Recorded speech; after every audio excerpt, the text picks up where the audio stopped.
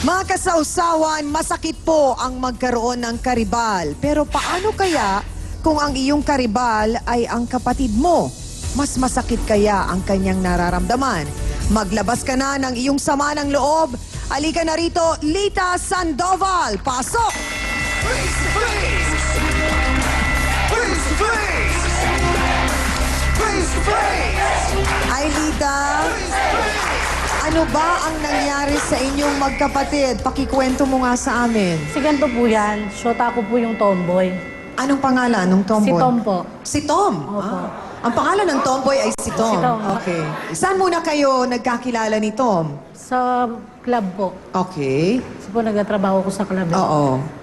Bali po magkasama po kami sa bahay. Yung kapatid ko alam na nilalandi na pala niya si Tom.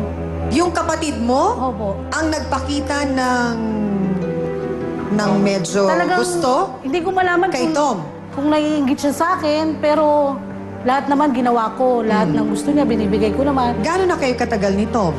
Mag-1 year po sana kami, pero wala kaming Palmar break. Hindi kayo nag-break. Opo. Bakit hindi kayo nakapag-break ng maayos? Hindi po, nagulat po kasi ko nung nalaman ko sa barkada kong kay Apple, Valentine's Day, doon pala sila tumuloy.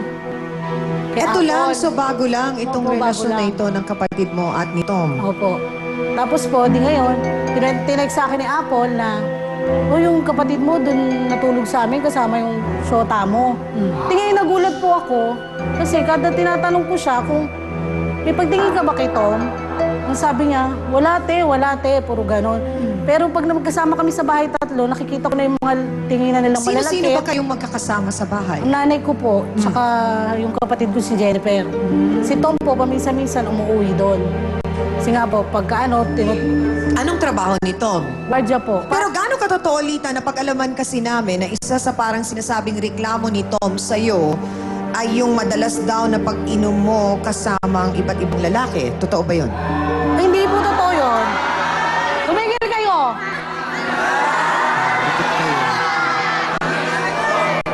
Hindi po totoo yun kasi po, talagang marami po mga kasalumuhang lalaki kasi sa club na ako nagtatrabaho. Oo. Yun ang trabaho ko, Ang tanong ko sa'yo, Lita, bakit mas pinili mong mahulog ang damdamin mo kay Tom kaysa sa lalaki?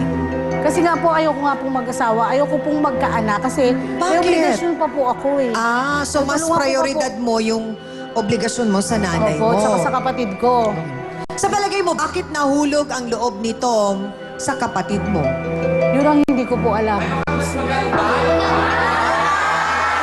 Kung tatanungin kita, Lita, sa palagay mo ba, sino ang mas malambing? Ikaw o yung kapatid mo? Mas malambing po yung kapatid ko.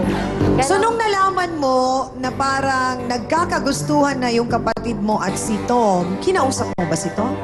Hindi po, nagtatago na po sila, kaya hindi ko siya nakausap. Bigla na lang umalis sa bahay nyo? Opo, hindi, yung nauna po si Tom, tapos po yung kapatid ko umuwi po nung 15. Kasi nga po, nag-text yung Apple sa akin nung... Oo. Nasaan ba ang kapatid mo?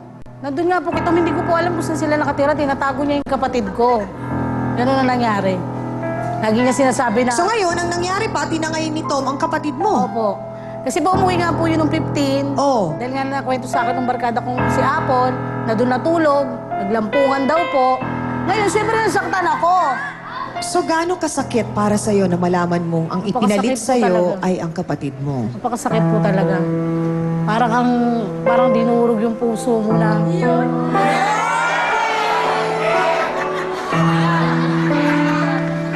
At ang masakit pa noon, hindi kayo nakapag-usap nito. Opo.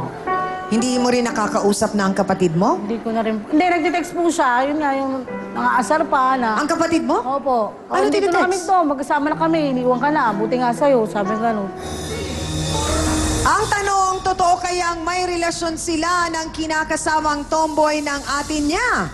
Bakit niya kayang nagawang taluhin ang kanyang kapatid? Bigyan po natin ng pagkakataon din na magpaliwanag ang sinasabing karibal ni Ate Lita, ang kanya pong kapatid, na si Jennifer Sandoval. Pasok!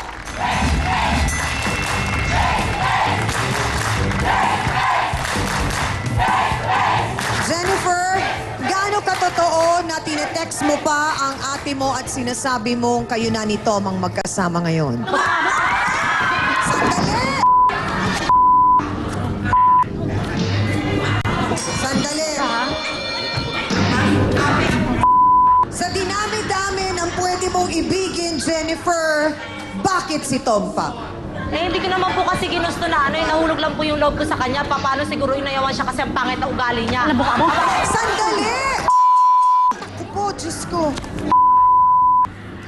Bakit ba ang sinasabi nilang dahilan palagi ay kasalanan ko ba kung bakit nahulog ako sa kanya? Alamin nga natin kung bakit nahulog ang loob ni Jennifer kay Tom sa pagbabalik po ng Face to Face.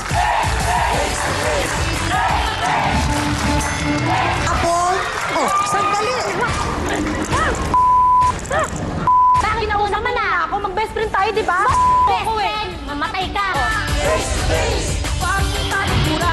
Harapin mo